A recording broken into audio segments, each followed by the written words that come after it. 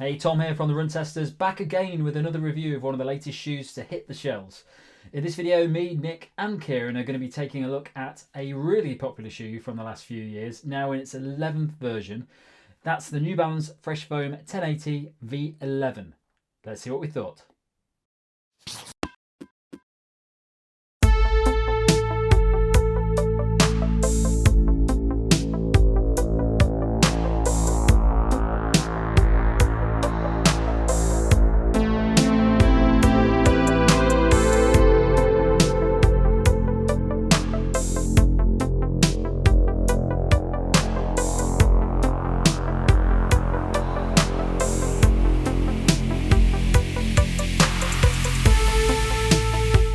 So before we start, let's take a look at those all-important stats. The price in the UK is £135. In the US, it's $149.99. It weighs in for me 260 grams or 9.3 ounces. That's in a size 8 for men. For women, it comes in at 230 grams and that's 8.1 ounces. The drop is 8 millimeters. So in terms of design, not a lot has changed in the V11 from the V10 that came out earlier last year. And that's a pretty good thing because there's a reason this shoe was actually one of the most popular shoes last year. It was the V10 that saw a lot of upgrades from the V9 that came out earlier and turned it into a shoe that really turned heads and made people really pick this as one of the best options that came out in 2020. There's a Fresh Foam X midsole, which kind of offers a nice balance between cushioning and a bit of responsiveness. It's not a massively spongy midsole, but it's also not that hard either, so it's a nice balance between those two. The upper has this flexible, elasticated sort of sock liner material, which it does feel quite like a sock when you put it on, but it also has quite a bit of room in it as well. It has this ultra heel design at the back, which kind of pushes out a little bit from the rear of the shoe there, and it just means that your heel just sits right in it and has a nice stable fit to hold the foot in place.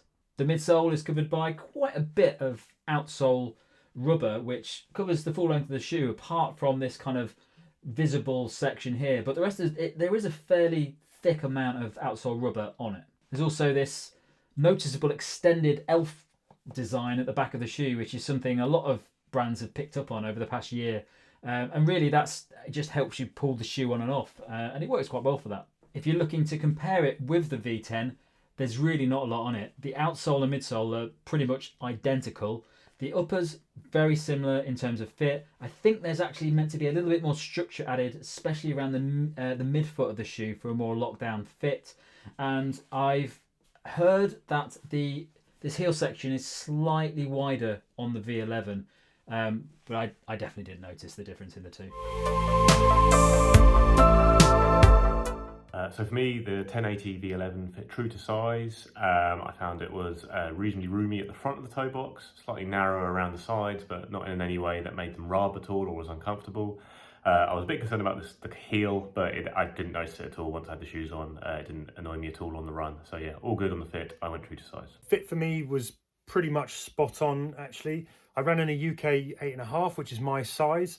And I got great kind of lockdown fit. I felt my foot was held firmly in place. This sort of heel in the back here that swoops away was quite nice. No interference, no rubbing, which I've had with some shoes recently. So yeah, no movement, none of that. The only thing that I will say is that actually, in terms of, they came up a little bit long in the toe. So there was a decent amount of room here, which, you know, it sort of accentuated actually this kind of nice sort of flex mesh upper with a sort of plenty of wiggle room in the toe. But if you like a shoe that sort of fits a little bit more close to your toes, I don't know, I was quite happy with the extra space, but that might be a consideration. They came just sort of slightly long for my foot size. Fit for me is completely fine. I never had any issues with the V10. This feels exactly the same as that. One thing I would say is that my toes do press out quite a bit on the outside of the upper, which is probably cause for concern if you're wearing another type of shoe where the upper is a bit more rigid. But with this shoe, it is like a sock material, and even though my toe pushes out a bit, I've never had any issues. I've never had any blisters or anything like that, and I've never felt uncomfortable wearing it on a run. So I've done about 25 miles in these shoes. Most of those were kind of low and slow, really easy, steady kind of plod miles. The furthest I went was about 11 miles. The other two were shorter runs. mainly on kind of roads, pavements, tarmac, with a little bit of kind of off-road sort of park paths and tow paths thrown in. I did, within that kind of 11-mile run, whack up the pace for a couple of miles sort of intervals in there just to see how they would fare at faster paces too. So I think they've got really good kind of step-in comfort. They've got that feeling that when we first put them on, they disappear on the foot, which I always look for and I always like in a shoe. They had this, are the kind of shoes that you feel like when you put them on first time, and when you go outside, they're going to run well.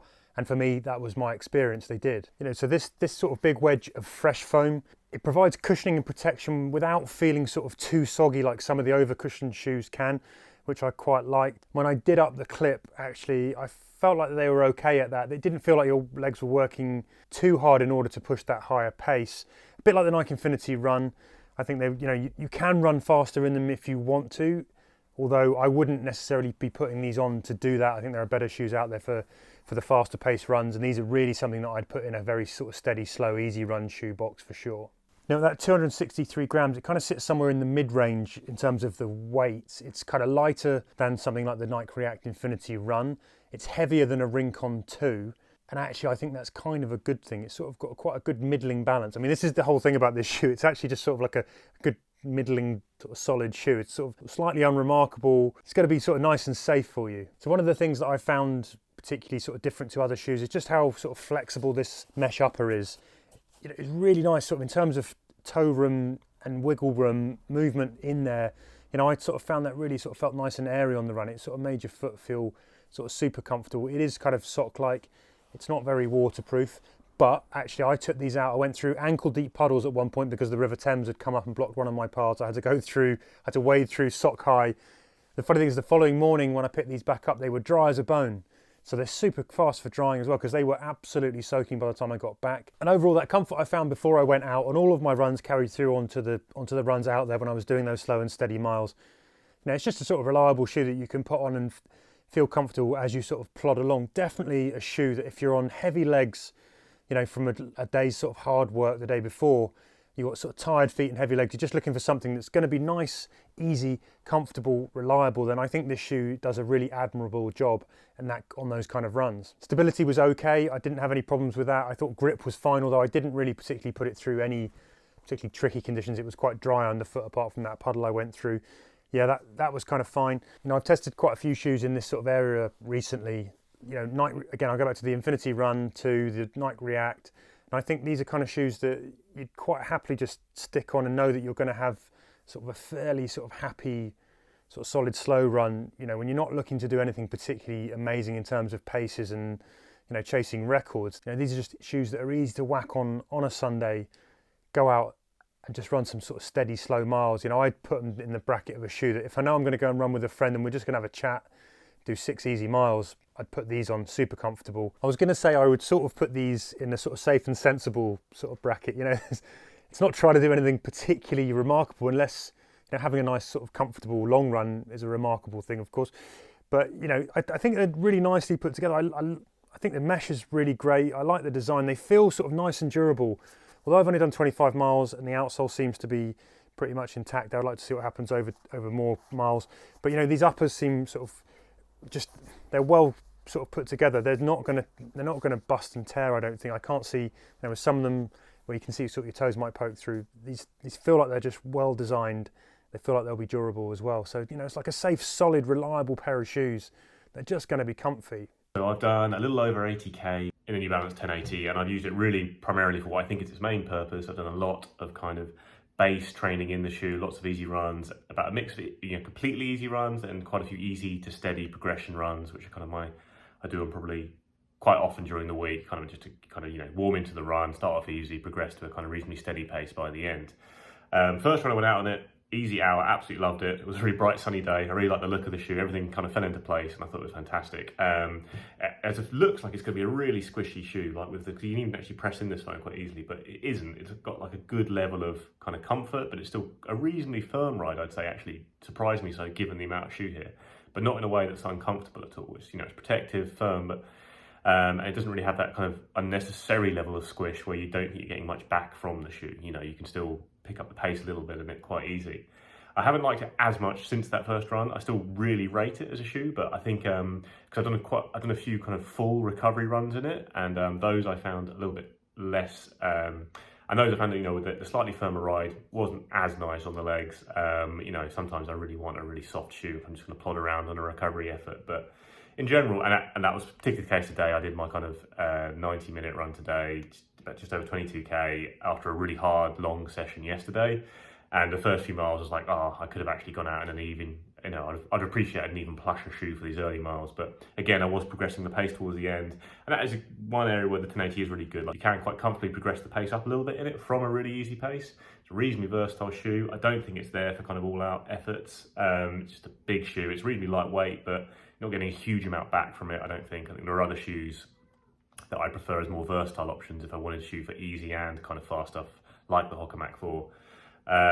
But yeah, all in all, it's a really good workhorse of a shoe, a really solid ride, comfortable ride, protective without being overly squishy. You do a lot of miles on this, and I think it's going to stand up to kind of those miles pretty well as well in terms of durability.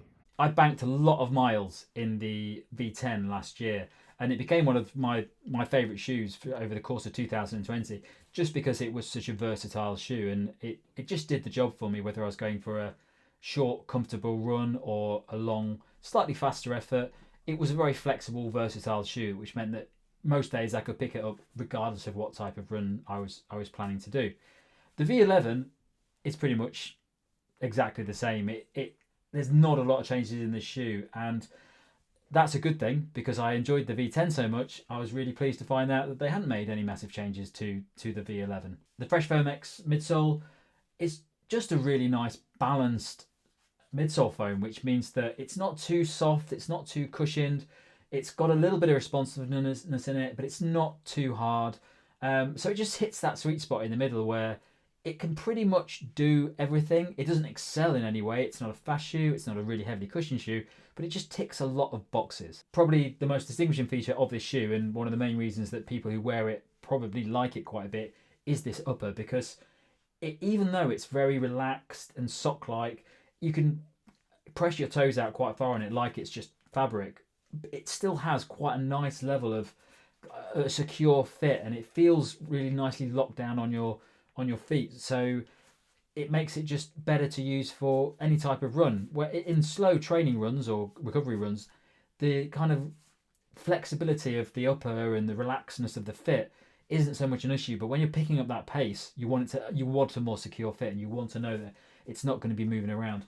And that upper, along with this heel design, really gives a nice lockdown fit that just works really well for all those different runs that you're doing.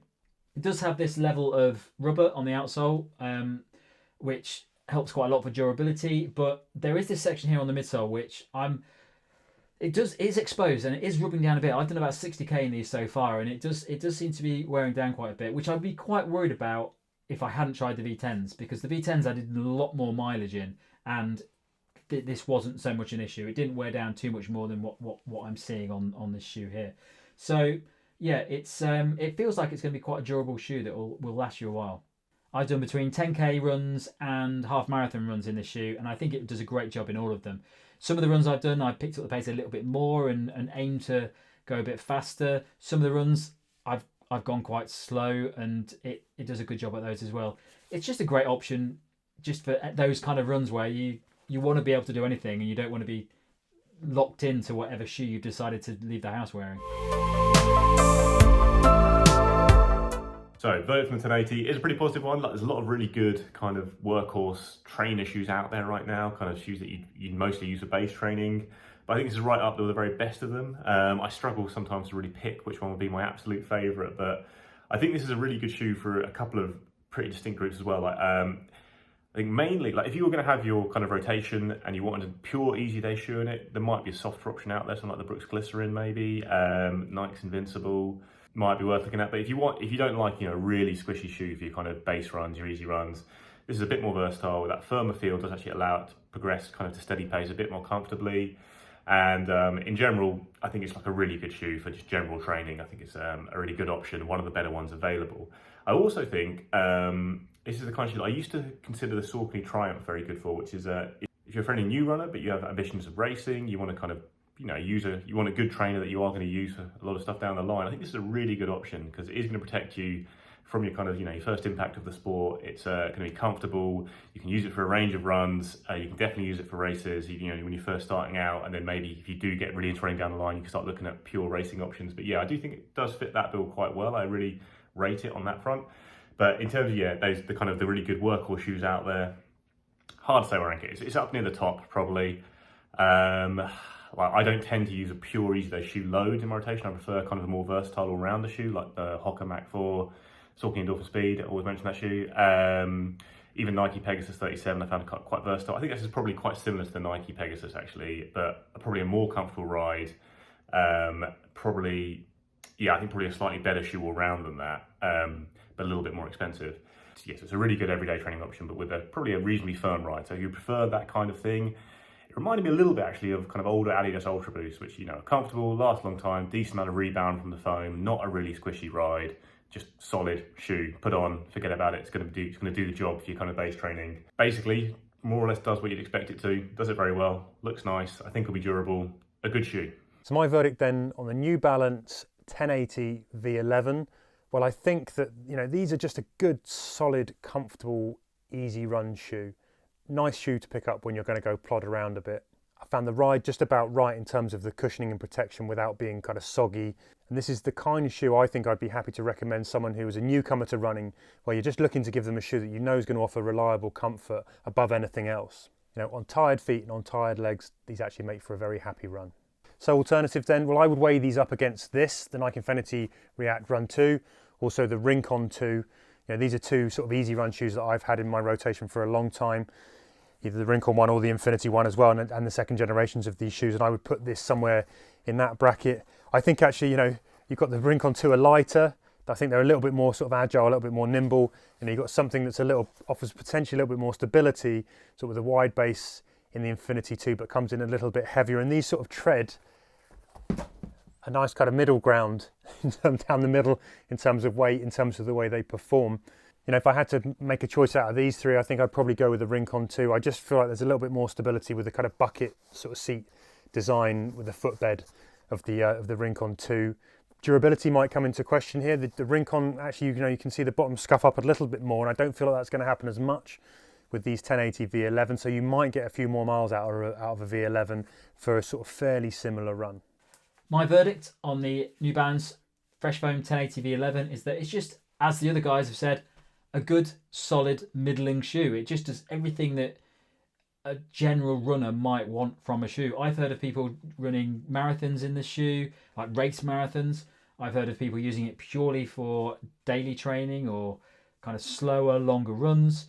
But really, it ticks a lot of boxes. And I think that if you have a rotation with a lot of shoes in it, it does fit into that kind of nice, general, just catch-all shoe that you can go out and where you don't really know what you're going to do, but you don't want to be stuck with whatever shoe you're wearing. If you're wearing a fast shoe and you can't do a slower run, or if you're wearing a slow shoe and you can't do a faster run. This means that you can pretty much do everything to a point. It's not the most cushioned shoe. It's not going to do the same job as a shoe that's got a really marshmallowy midsole that just takes that impact away from every step. And it's also not going to be the fastest shoe in the world. In the V10, I've not done any races in this because there are races at the moment, but I did a couple of races in the V10, and it was just a bit sluggish at races. It just didn't feel great, and you could just tell when you're running in it. So maybe up to tempo runs you might be okay, but anything after that, if you're aiming for speed, I'd say it's probably not best designed for that. Having said that, I did hear that it was a very popular marathon shoe for a lot of people when the V10 came out. And that's because it does have that versatility. And if you're not focused on getting an amazing PB and you just want to do the distance and cross the finish line, it's a nice shoe for that, because you're not going to be going slow. It's going to keep your feet turning over. There's a bit of responsiveness in it. But it's going to be comfortable as well along the way. So I think it's a great shoe if you just want something that's just going to tick a lot of boxes, but you're not looking for it excelling in any area. It's just a great shoe to wear, regardless of what you're doing. So yeah, I think New Balance it was a great decision not to make any massive improvements or design changes to this shoe, because I think they've hit it on the head with what they've got with the V10 and the V11. Thanks a lot for watching another video from the Run Testers. Don't forget to like and subscribe and click the little bell icon. It really does make a difference. And check out some of the other videos we've got on the channel, from all the latest road shoes to trail shoes, headphones, and a lot of running watches. Thanks a lot for watching. See you soon.